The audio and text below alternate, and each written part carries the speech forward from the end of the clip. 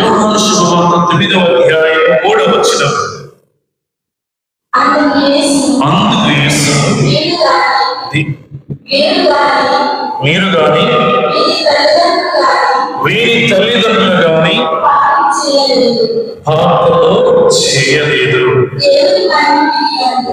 దేవుని మహిమ వీరి యందు బయలుపరుటకై ఈ ఇతరు గుడ్డి వారిగా పుట్టెను. చాలు. ప్రియ దేవుని బిడ్డలారా, యోహాను శుభవార్త 9వ అధ్యాయం 7వ వచనంలో యేసుక్రీస్తు వద్దకు గుడ్డి వారిని తీసుకుని వచ్చి, వీడు గుడ్డి వాడి కావడానికి కారణము ఎవరు? వారి తల్లిదండ్రుల పాపముల అని అడిగినప్పుడు క్రీస్తు వారితో, వీడు కానీ వీడి తల్లిదండ్రులు కానీ పాపము చేయలేదు, కానీ దేవుని మహిమ కృప వీని యందు బయలుపరుటకై వీడు గుడ్డివాడుగా పుట్టెను. Praise the lord. కాబట్టి మన జీవితంలో కొన్నిసార్లు వచ్చినటువంటి కష్టాలు, బాధలు దేవుని మహిమపరచడానికని మనం అర్థం చేసుకున్నట్లయితే తప్పకుండా దేవుడు మనల్ని ఇంకా అధికంగా ఆశీర్వదిస్తాడు. ప్రియ దేవుని బిడ్డలారా, ఇది దేవుని కృపగా ఎంతమంది మనలో భావిస్తారు? కష్టాలు వచ్చినప్పుడు, బాధలు వచ్చినప్పుడు ఇది కూడా దేవుని కృపే, దేవుని మహిమపరచడానికి అని ఎంతమంది మనలో అర్థం చేసుకుంటారు? చాలా తక్కువ మంది. వెంటనే దూషిస్తారు, విమర్శిస్తారు, ఖండిస్తారు, నానాలు, ఇవన్నీ చక్కగా అవతల ఉంది దేవుడా, గురువా, మా మనుషులుగా ఆలోచించరు. బాధతో అనేకమైనటువంటి మాటలు మనం మాట్లాడుతూ ఉంటాం. కానీ ఈ సత్యాన్ని మనందరం కూడా గ్రహించాలి. ఈ వాక్యాన్ని మనం చాలాసార్లు ఆలకించి ఉన్నాం, కొన్ని వందల సార్లు ఆలకించి ఉండి ఉన్నాం. కాబట్టి మన యొక్క జీవితంలో బాధలే, కష్టాలు, రోగాలు రావడం వలన దేవుని కృప మనపై ప్రసరించి మనకు స్వస్థత కలగజేస్తూ ఉంటుంది. ఆయన కృపను మనం ఎప్పుడు పొందగలం? ఎప్పుడైతే మన కష్టాన్ని తొలగిస్తారో అప్పుడు మనం ఆ యొక్క కృపను, ఆయన యొక్క దయను పొందుతున్నవాడు. ఏమీ లేకుండా మన దేవుని మర్చిపోతుంది కదా. అన్ని మనకి దేవుడు సమకూరిస్తే సమకూర్చినటువంటి వ్యక్తిని కూడా మరిచిపోయే అవకాశాలు ఉన్నాయి. చూస్తూ ఉన్నాం సమాజంలో చూస్తూ ఉన్నాం. ధనం, ఆస్తి, పేరు ప్రఖ్యాతులు ఉంటే చాలు, దేవుడితో మనకు సంబంధం ఉన్నా ఉండకపోయినా పర్వాలేదు అని జీవించేవారు ఒక్కొక్కరుగా ఉన్నారు. అనేక మంది ఉన్నారు. కాబట్టి దేవుడు బిడ్డలారా, మనిషి ఎంతకాలం బాధపడాలి అని కూడా ప్రశ్న వస్తూ ఉంటాయి. ఎంతకాలం నాకు ఈ కష్టాలు, ఎంతకాలం నాకు ఈ బాధలు, ఈ శ్రమలు, జీవితంతకాలం దేవుడు నాకు పరీక్ష పెడుతూనే ఉంటాడా? దేవుని యొక్క నామం భయపరుస్తూనే ఉన్నాడా?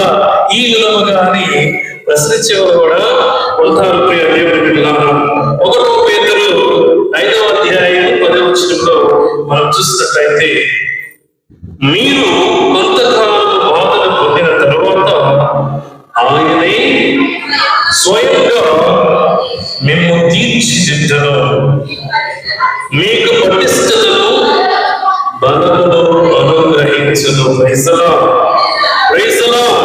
హల్లెలూయా. నా మాటలు కాదు, దేవుని మాటలు. దేవుని యొక్క వాక్కులో జీవం ఉంటుంది, శక్తి ఉంటుంది. కాబట్టి మనం ఈ యొక్క వాక్కును విశ్వసించి జీవించాలి.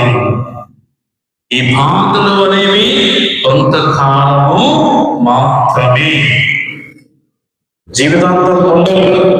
అందుకని నేను ఎప్పుడు అంటూ ఉంటాను, ఈ బాధలు తాత్కాలికమైనటువంటివి, శాశ్వతంగా ఉండవు. అందుకని పేతురు చాలా స్పష్టంగా, మీరు కొంతకాలం బాధలు పొందిన తరువాత ఆయనే స్వయముగా మిమ్మల్ని తీర్చిదిద్దుతాడు, మీకు పటిష్టతను, బలమును అనుగ్రహిస్తాడు. అప్పటి వరకు వేచి చూడటమే మన పని. అపోస్తలు, పునీతులు, ఇంకా పరిశుద్ధమైన జీవితాన్ని జీవించినటువంటి వారు, వీరందరి జీవితంలో శ్రమలు లేవనుకుంటున్నారా? శ్రమలు లేవా? ఉన్నాయి.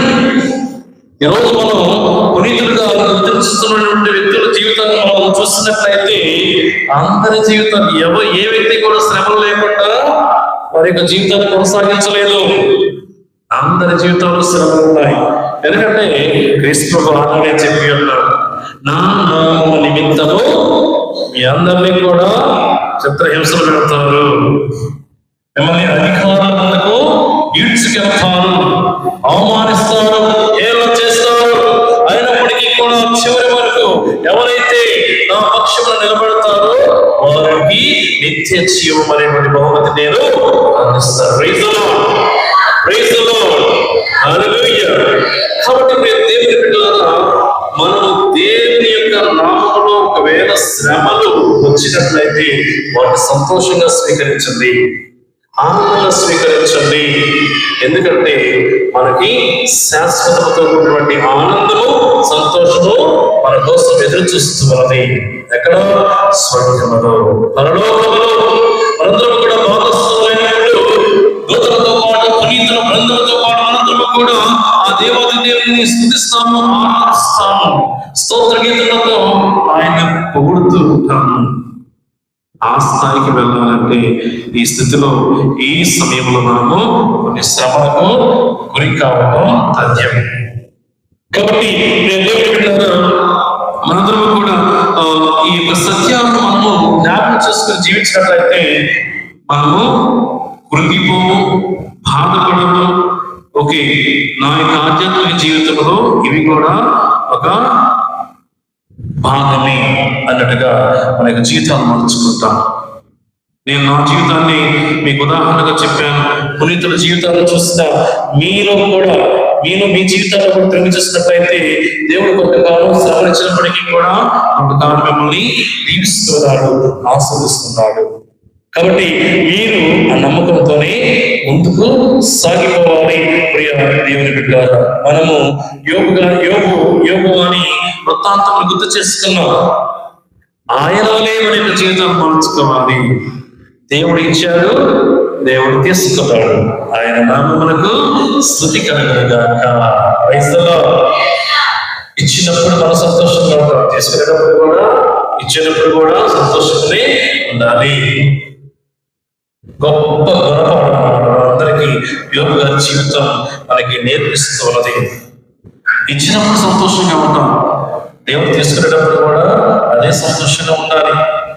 అంతేగాని ఇచ్చినప్పుడు దేవుని పొగడ్తతో మంచెత్తి తీసుకెళ్ళినప్పుడు విమర్శతో మనము మాట్లాడకూడదు. ప్రియ దేవుని పిల్లలు, కాబట్టి ఈరోజు మనందరము కూడా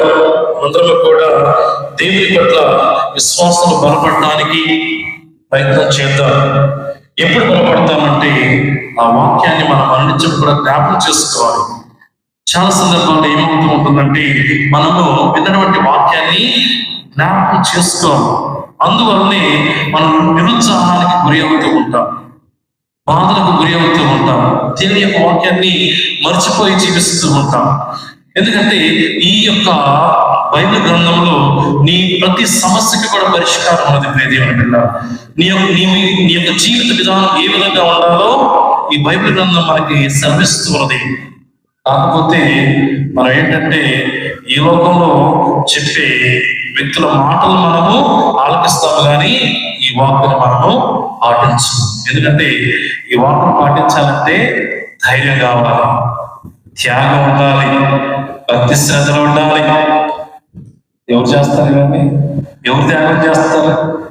ఎవరి ధైర్యం ఉంది ఈ వాక్యాన్ని నిజంగా జీవించాలంటే? వాక్యం అంటుంది కదా, నీ శత్రువుని ప్రేమించి ద్వేషించే వారి కోసం ఏం చేయాలి? ప్రార్థన చేయాలి కదా, వాక్యం చెబుతుంది. ధైర్యం ఉందా నిజంగా మనకి అట్లా జీవించటం? అలా జీవించడానికి ధైర్యం లేదు, కానీ జీవించాలి. దేవుడు వాక్యం శ్రమిస్తుంది. నా మాటలు కాదు, దేవుడు అందరినీ కూడా ఆ విధంగా మన యొక్క జీవితాన్ని మలుచుకోవాలి. క్రీస్తువును పోలి జీవించాలి ప్రియ దేవుని బిడ్డలారా. ఒక వాక్యంలో చెప్పాలంటే క్రీస్తు ప్రభువు కూడా తన యొక్క జీవితంలో అనేక శ్రమలు అనుభవించాడు, అనేక అవమానాలకు గురి అయ్యాడు. అయినప్పటికీ కూడా ఒక మానవుడిగా ఆయన ఈ లోకంలో జీవించినప్పటికీ కూడా ఇదిగో నేను తండ్రి చిత్తాన్ని నెరవేర్చడానికి ఈ లోకంలోకి వచ్చి ఉన్నాను. కాబట్టి ఎన్ని కష్టాలు వచ్చినా, ఎన్ని బాధలు కలిగినా నేను వెనుకడుగు వేయను అన్నాడు శిరోమణిపై వేలాడుతున్నాడు. వేలాడాడు, శ్రమ అనుభవించాడు. చివరికి దేవుడు తన యొక్క వైపు ఆశీనుడిగా ఉండడానికి అవకాశాన్ని ఇచ్చి ఉన్నారు. చూడండి, ఏ స్థితి నుంచి ఏ స్థితికి వెళ్ళారు. అలానే మన జీవితంలో కూడా ప్రియ దేవుని బిడ్డలారా, మనం కూడా దేవుని నమ్ముకుని కష్ట సమయాల్లో, శ్రమ కాలంలో దేవుని నమ్మికి దేవుని వెంట పెట్టుకుని మనం ముందుకు సాగలిగితే ఖచ్చితంగా మన యొక్క స్థితిగతులను కూడా మార్చివేస్తాడు ఆ ప్రభువు. కాబట్టి మనందరం కూడా ఏ కోరుకుంటూ ఉన్నాం? రక్షణ. అవునా కదా? ఈ రక్షణ మనం పొందాలంటే మనం కూడా కొన్ని త్యాగాలు చేయాలి.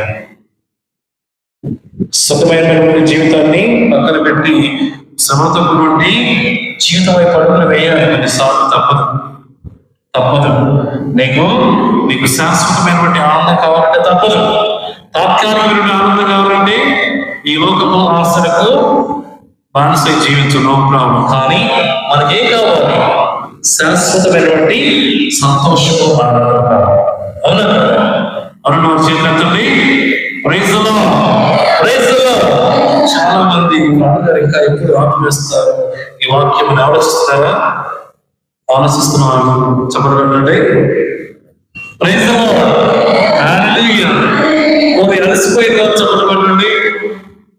అలసిపో, మేము వింటూనే ఉంటాం. ఈరోజు మనము అందరూ కూడా ఈ కష్టాలు బాధలు ఎందుకు వస్తాయి? రావటం వల్ల దేవుని యొక్క నామము మహిమపరపబడుతుంది అనే సత్యాన్ని గుర్తించాలి. అలానే ఆ కష్టాలనేవి, బాధలనేవి జీవితాంతము ఉండవు అనే సత్యాన్ని కూడా ఈరోజు దేవుని యొక్క వాక్కు సెలవిస్తుంది. కాబట్టి మీ జీవితాల్లో నేను ఇచ్చినటువంటి సలహా ఒకటే, మీ జీవితంలో వచ్చేటువంటి ఈ యొక్క చిన్న చిన్న కష్టాలు, శ్రమలు అవి తాత్కాలికమైనటువంటివి. అవి దేవుని యొక్క కృపను, దేవుని యొక్క నామమును మహిమపరచడానికి వచ్చినవి అన్న సత్యాన్ని మీరు గుర్తించి ముందుకు సాగండి. ఖచ్చితంగా ఆ యొక్క కష్టాలను, బాధలను ఆ దేవుడు తొలగిస్తాడు. Praise the lord.